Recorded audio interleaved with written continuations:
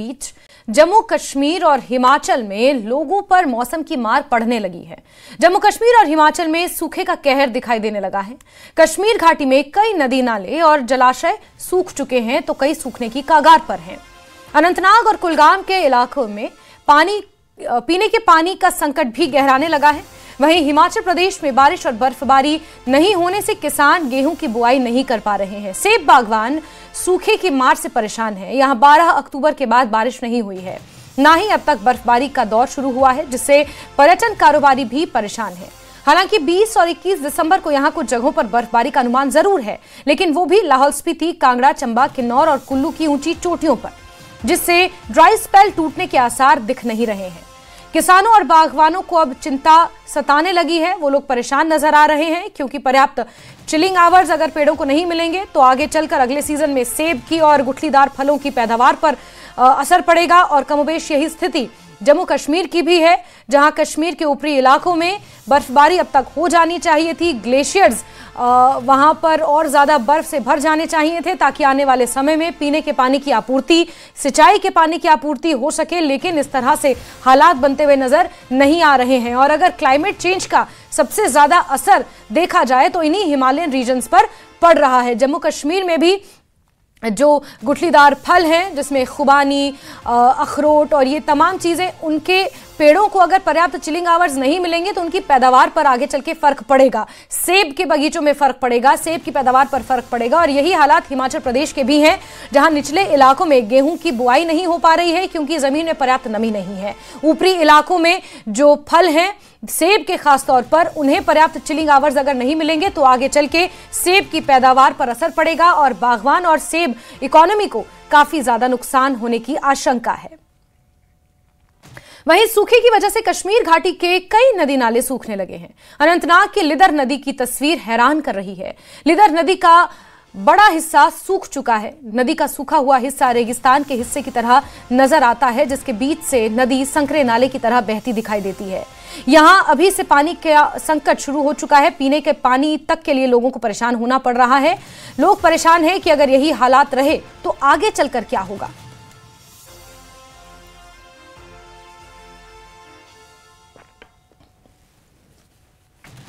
तो दक्षिण कश्मीर के अनंतनाग महीना और न कहीं बारिशों का आता पता, ना ही बर्फबारी। और मौजूद है इस वक्त हम नाले लिदर के मकाम पे। नाले लिदर की ये हालत ये आप देख सकते हैं, पानी का कहीं नामो निशान नहीं। बहुत ही खुशकसाली देखने को मिल रही है। ये आप नाले लिदर के जो मनाजर हैं वो देख रहे हैं।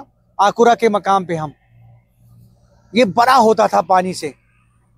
अब दिसंबर के इस महीने में भी अभी तक बारिश का कहीं आता पता नहीं, बर्फबारी का कहीं आता पता नहीं। और ऐसे में सर्दियां जो है वो काफ़ी बढ़ गई है और कहीं ना कहीं माहौलियात का तवाज़ुन जो है वो बिगड़ता हुआ देखने को मिल रहा है। हालांकि कुछ लोगों से हमने बात की जिन्होंने ये कहा कि इस मौसम में, इस महीने में बर्फबारी और बारिशों का सिलसिला जो था वो बदस्तूर जारी होता था, लेकिन अभी ये जो हालत आप देख रहे हैं ये काफ़ी परेशान कुन हालत है। और यही वजह है कि लोग दस्तबदुआ है कि बारिशें हो, बर्फबारी हो। हालांकि महकमे मौसमियात ने पेशगोई की है कि अगले कुछ दिनों में बर्फबारी के इम्कानात हैं और वो कभी इम्कानात रोशन हो रहे हैं। और अब यकीनी तौर पे हम ये कह सकते हैं अगर बर्फबारी हो सकती है तो एक बार फिर एक फ्लो देखने को मिलेगा इस नाले लिदर में, जो हम माजी में भी देखते आ रहे हैं या जो समर में, बहार में, मौसमों में देखते थे हम, वो फ्लो एक बार फिर देखने को मिलेगा। जिस तरह से हमारी वाटर बॉडीज़ या फिर जो हमारा माहौल है कहीं ना कहीं उसको हम ख़राब करने की कोशिश कर रहे हैं क्योंकि इसके मनफी असरात मुरतब हो रहे हैं। जैसा कि Delhi one of the most polluted city in the country, जिस तरह से हम AQI देख रहे हैं, तो कहीं ना कहीं उससे ये अंदिया मिल रहा है कि कश्मीर, अगर हम वैली की बात करें तो यहाँ पे भी इस तरह के असरात मुरतब हो रहे हैं। और कुल मिलाकर जो आने वाले दिन हैं, आने वाले दिनों में अगर बर्फबारी होती है तो एक बार फिर हमारे ग्लेशियर्स जो है वो चार्ज हो जाएंगे, हमारे वाटर बॉडीज़ में पानी आएगा और ये जो पानी की, पीने के पानी की किल्लत है वो कहीं ना कहीं दूर हो जाएगी और एक अच्छा खासा जो फ़र्क है मौसम के हवाले से वो देखने को मिलेगा। ज़फ़र रिज़वी, न्यूज़ 18 नेटवर्क, नाले लिदर, अनंतनाग। और बर्फबारी और बारिश हिमाचल के लिए संजीवनी की तरह है, लेकिन बर्फबारी के इंतजार में सूखे की मार पहाड़ों के लोगों को भी परेशान कर रही है। बात करते हैं चंबा की। चंबा में किसान और बागवान गहरी चिंता में हैं।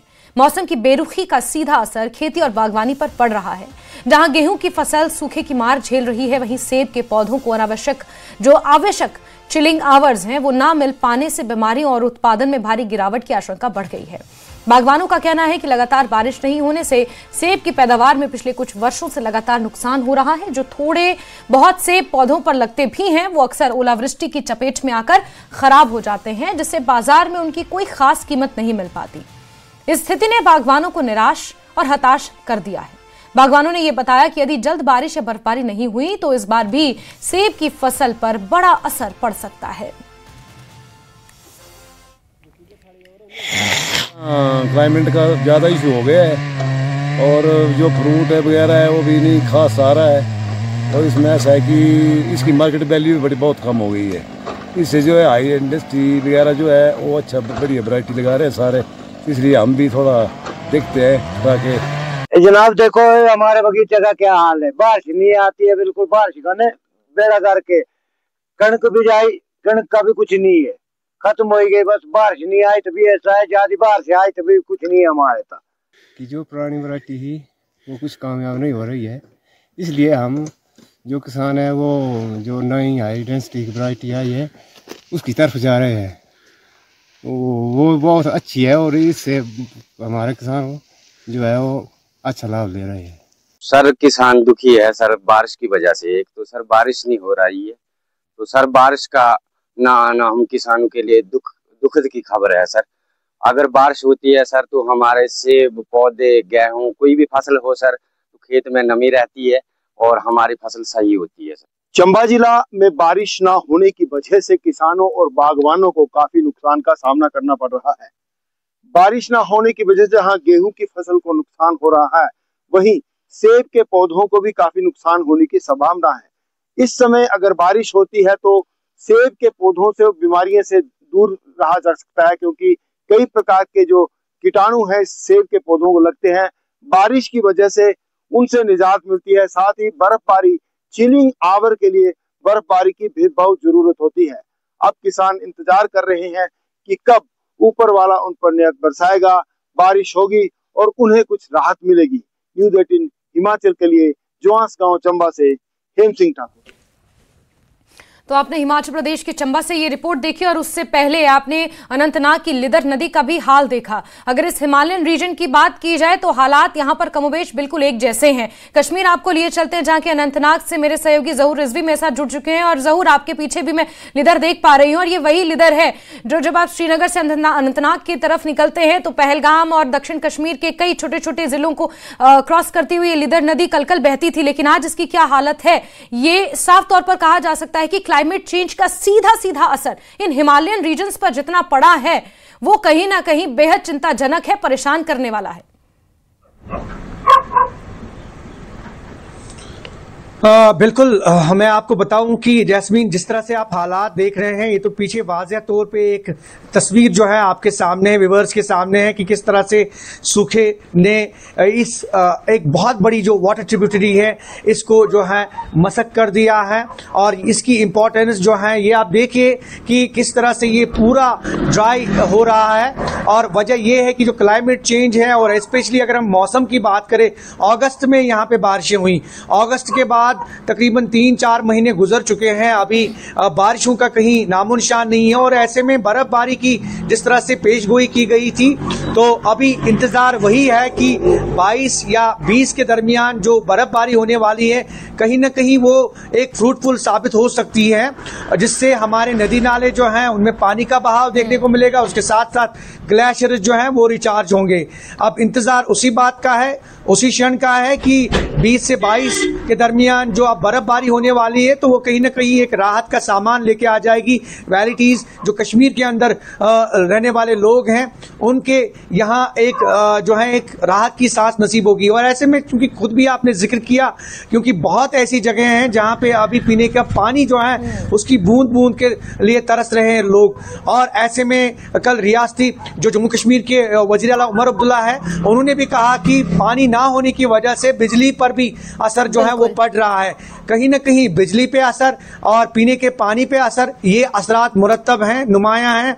और अभी चूंकि सीजन नहीं है, जैसे बागबानी का शोबा है, यहाँ पे जमींदारी का शोबा है, यहाँ पे किसानों के लिए हालांकि अभी एक मौजून वक्त नहीं है कि बारिशें होनी चाहिए, लेकिन फिर भी अगर नमी रहती है तो आइंदा मार्च में और जब सीजन होता है, फसलों का सीजन होता है, तो कहीं ना कहीं वो उस पे काफी बिल्कुल ज़हूर। और क्योंकि दक्षिण कश्मीर का कुलगाम जिला भी है जो राइस बाउल ऑफ वैली कहा जाता है, और ऐसे में वहां पर भी नमी की बहुत ज्यादा जरूरत है क्योंकि पानी पर्याप्त मात्रा में चाहिए होता है चावल की फसल के लिए। और ऐसे में टूरिस्ट सीजन सबसे ज्यादा प्रभावित हो रहा है। ग्लेशियर्स रिचार्ज करने का आपने जिक्र किया, अगर समय से बर्फबारी हो जाए, ग्लेशियर्स रिचार्ज हो जाए, तो फिर आगे जिस सीजन की आप बात कर रहे हैं फसलों के सीजन की, उन्हीं ग्लेशियर से जो पानी निकलता है वही पीने के पानी की आपूर्ति करता है, वही जो इरिगेशन के लिए है इस्तेमाल होता है। लेकिन अगर अभी हालात इतने खतरनाक यहां पर हैं कि बूंद बूंद के लिए लोग तरस रहे हैं, तो फिर आगे चल के तो परिस्थितियां और ज्यादा कठिन हो जाएंगी और ज्यादा डिस्टर्बिंग हो जाएगी सिचुएशन। जी बिल्कुल, यकीनी तौर पे अगर ये परिस्थिति रही, अगर बारिशें नहीं होती हैं, बर्फबारी नहीं होती है, तो कहीं ना कहीं ये आने वाले साल में काफी मसाइल मुश्किलात लेके आ जाएंगी। और जैसा कि आपने पर्यटकों का जिक्र किया, और हालांकि मेट डिपार्टमेंट ने ऑलरेडी प्रेडिक्शन की है कि 20 और 22 के दरमियान एक बहुत अच्छा स्नोफॉल हो सकता है। ऐसे में पर्यटक भी काफी खुश हैं। और इस साल चूंकि आपने खुद भी देखा कि कुछ ऐसे हादसा रोनुमा हुए जिसकी वजह से यहाँ टूरिज्म सेक्टर भी काफी एक्टिव हुआ। लेकिन अब अगर बर्फबारी होती है तो टूरिज्म जो है उसको बढ़ावा मिल सकता है। गुलमर्ग, पहलगाम और दीगर जो सोनमार्ग, जो दीगर टूरिस्ट डेस्टिनेशंस हैं, यहाँ पे भी पर्यटक आ सकते हैं। और यही वजह है कि न्यू ईयर के चलते जो है काफी बुकिंग्स भी देखने को मिलेंगी।